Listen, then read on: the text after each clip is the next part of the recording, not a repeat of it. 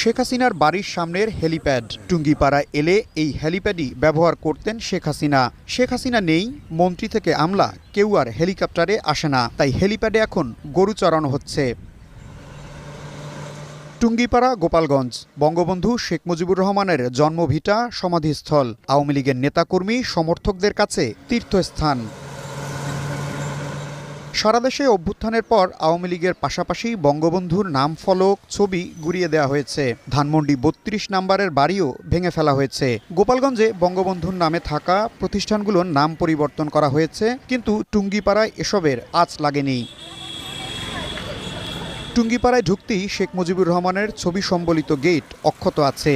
রাস্তা থেকে শুরু করে সরকারি সব স্থাপনা দেখার মতো। ক্ষমতায় থাকা অবস্থায় শেখ হাসিনা নিজে এসব তৈরি করেছেন, কিন্তু ক্ষমতা হারানোর পর চারদিকে শুধু শূন্যতা আর অহেতুক সরকারি খরচে ভবন